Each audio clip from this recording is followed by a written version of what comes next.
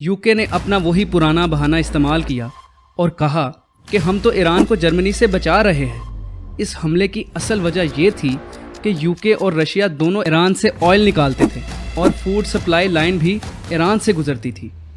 इस जंग से ईरान को बहुत ज़्यादा नुकसान हुआ। ईरान में महंगाई 400 गुना बढ़ गई, लोगों का काम काज बंद हो गया। इस वक्त ईरान में बागियों को मौका मिल गया। इन बागियों ने ईरान को तोड़ दिया, जिससे आज़रबाईजान और तुर्किस्तान बने। जैसे ही 1951 आया, ईरान की मजलिस हरकत में आई। यहाँ से एक लीडर उभर कर सामने आया जिसका नाम मोहम्मद मुसद्दिक था।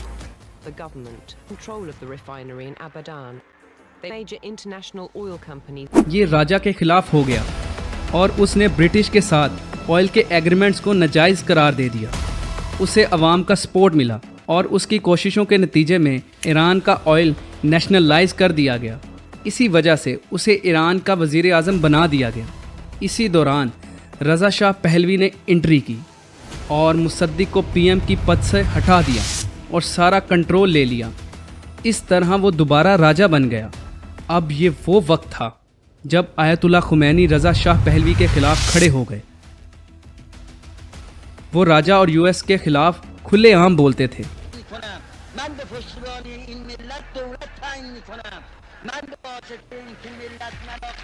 इसी वजह से 1964 में उन्हें जिला वतन कर दिया गया और वो इराक़ चले गए। इराक़ में जाकर उनका लहजा और तेज़ हो गया। वो विलायत फ़क़ी के नज़रिए पर यकीन रखते थे कि हुकूमत सिर्फ़ अल्लाह की होनी चाहिए और हुकूमत के तमाम मामलात सिर्फ़ अल्लाह के मुंतखब करदा नुमाइंदों उलमाए कराम के हाथ में होने चाहिए। उनके बयानात की कैसेट्स बनाई जाती, लाखों की तादाद में प्रिंट की जाती और ईरान भेजी जाती, जिससे ईरान में प्रोटेस्ट शुरू हो जाते। उस वक्त इराक़ में सद्दाम हुसैन की हुकूमत थी। जब उसने ये सब देखा तो डर गया और उसने आयतुल्लाह खुमैनी को इराक़ से निकाल दिया। फिर वो फ्रांस चले गए।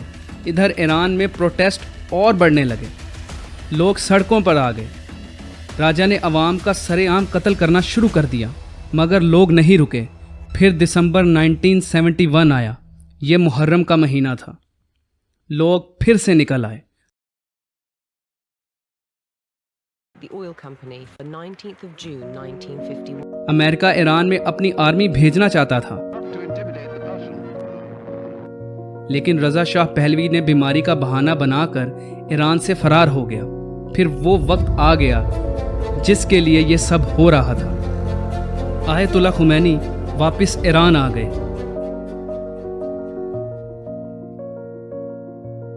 उनका इंतज़ार करने के लिए बहुत बड़ा हजूम जमा हो गया। ऐसा मंजर कम ही देखने को मिलता है। 1979 में वोटिंग हुई, जिसमें 98% लोगों ने इस्लामिक स्टेट के हक में वोट दिया। इस वक्त इस्लामिक रिपब्लिक ऑफ ईरान का आगाज हुआ। सब कुछ बदल गया। तमाम पावर सुप्रीम लीडर को मिल गई और बाकी पीएम और सीएम उसके नीचे हो गए। आयतुल्लाह खुमैनी सुप्रीम लीडर बने। उन्होंने अपनी मिलिट्री तैयार की जो इस्लामिक रेवोल्यूशनरी गार्ड थी। ये सिर्फ सुप्रीम लीडर के अंडर थी। उन्होंने यूएसए को साफ कहा कि शाह को वापस भेजा जाए ताकि उससे हिसाब लिया जा सके। जब यूएस ने इनकी बात नहीं मानी तो उन्होंने अमेरिकन एम्बेसी पर हमला कर दिया। वहाँ के सारे लोगों को कैद कर लिया गया और दोबारा शाह की वापसी का मुतालबा शुरू हो गया, लेकिन शाह बीमारी के सबब वफात पा गया, जिसके बाद एम्बेसी के लोगों को रिहा कर दिया गया। ये ईरान का पहला ऑफिशियल कॉन्फ्लिक्ट था यूएसए के साथ। इसी साल एक और बहुत बड़ा वाक़या हुआ। 1.25 अरब मुसलमानों के सबसे मुक़द्दस शहर में यकम मुहर्रम हराम को फजर के वक्त 300 मुसल्लह अफराद ने हमला कर दिया। ये लोग हाथों में राइफल्स लेकर फायरिंग करते हुए खाना काबा के अंदर घुस गए। एक तो खाना काबा और अल्लाह के घर में फायरिंग, इसका तसव्वुर भी नहीं किया जा सकता। इस वाक़े ने पूरे आलम इस्लाम को हिला कर रख दिया। वेस्टर्न मीडिया ने इसका इल्ज़ाम ईरान पर लगा दिया। आयतुल्लाह खुमैनी ने इस इल्ज़ाम को रद्द कर दिया और सऊदी हुकूमत से वजाहत तलब की। काफ़ी अरसे के इंतज़ार के बाद सऊदी अरेबिया ने इस इल्ज़ाम को मुस्तरद कर दिया। आयतुल्लाह खुमैनी ने अपनी स्पीचेज़ में इस इस्लामिक रेवोल्यूशन को एक्सपोर्ट करने की बुनियाद रख दी। وہ بار بار کہتے تھے کہ کسی بھی اسلامک ملک میں کسی بادشاہ کی حکومت نہیں ہونی چاہیے، ہر ملک کے عوام کو اپنے بادشاہوں کے خلاف کھلا نکلنا چاہیے۔ ان کی ان سپیچز سے مڈل ایسٹ کے تمام ملک کی حکومتیں گھبرا گئیں۔ اسی کو دیکھتے ہوئے عراق نے ایران پر حملہ کر دیا۔ اس وقت عراق کو USA، سعودی عربیہ اور تمام مڈل ایسٹ کے ممالک کا سپورٹ حاصل تھا۔ سب ایران کی حکومت ختم کرنا چاہتے تھے، مگر ایران کے لوگ ڈٹ کر کھڑے ہو گئے۔ یہ جنگ 8 سال تک چلی، لیکن کسی کو کچھ حاصل نہیں ہوا۔ اسی دوران 1989 میں آیت اللہ خمینی وفات پا گئے۔ ان کا جنازہ دنیا کا سب سے بڑا جنازہ کہا جاتا ہے، جہاں پر لگ بھگ 1.5 کروڑ لوگ جمع ہوئے۔ اس کے بعد آیت اللہ خمینی نئے لیڈر بنائے گئے۔ وہ آیت اللہ خمینی کے سب سے قابل اسٹوڈنٹ تھے۔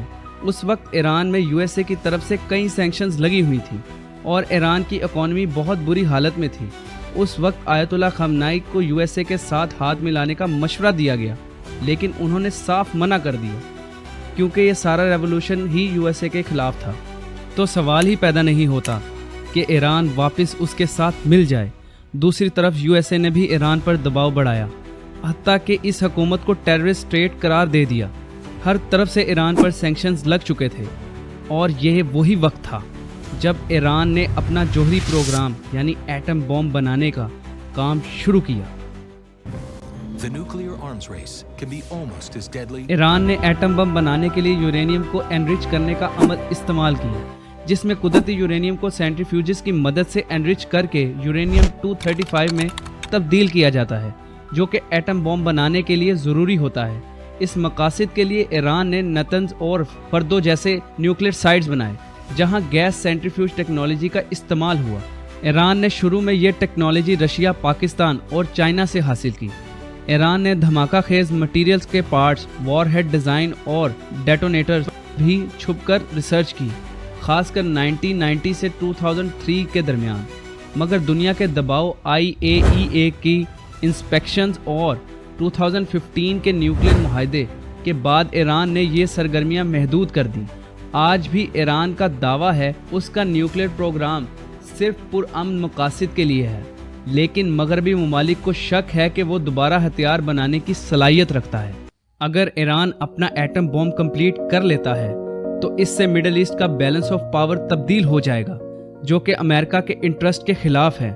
اگر مڈل ایسٹ میں بیلنس آف پاور آ گیا تو اسرائیل ایک واحد نیوکلیئر پاور نہیں رہے گا، اس کا ڈیٹرنس ایفیکٹ کمزور ہو جائے گا۔ ایران اپنے ایٹم بم بنانے کے پروگرام کو مکمل طور پر ڈینائی کرتا ہے اور کہتا ہے کہ وہ صرف انرجی حاصل کرنے کے لیے یورینیم کا استعمال کر رہا ہے، مگر کہا جاتا ہے کہ ایران اب تک 70% یورینیم انریچمنٹ تک پہنچ چکا ہے۔ اگلے کچھ سالوں میں ایران بھی ایک نیوکلیئر پاور کنٹری بن سکتا ہے۔ اب امریکہ کا B-2 بومبر سے ایران کی سائٹ پر حملہ کرنا نہ صرف ایک کھلا تحفظات کا تضاد ہے، بلکہ یہ پورے ریجن کے امن کے لیے بھی خطرہ ہے۔ جب تحقیقات کے بغیر کسی ملک پر ایسے ایڈوانس ہتھیاروں سے حملہ کیا جائے، کسی بھی قانونی یا انسانی اصولوں کے خلاف ہے۔ ایران کا نیوکلیئر پروگرام IAEA کے انڈر ہے، اور ایران بار بار کہہ چکا ہے کہ اس کا پروگرام پرامن ہے۔ پھر بھی بنا ثبوت کے امریکہ کا ایسی سائٹس کو نشانہ بنانا ظلم اور دباؤ کی سیاست ہے۔ یہ حملہ اصل میں ایک سوورن ملک کے خلاف اگریشن ہے، جس کا جواب صرف ایران کو نہیں بلکہ دنیا کے انصاف پسند لوگوں کو بھی دینا چاہیے۔ ایران کی کہانی ابھی ختم نہیں ہوئی۔ کیا یہ مڈل ایسٹ کا فیوچر بدلنے والا ہے؟ آپ کیا سوچتے ہیں؟ سبسکرائب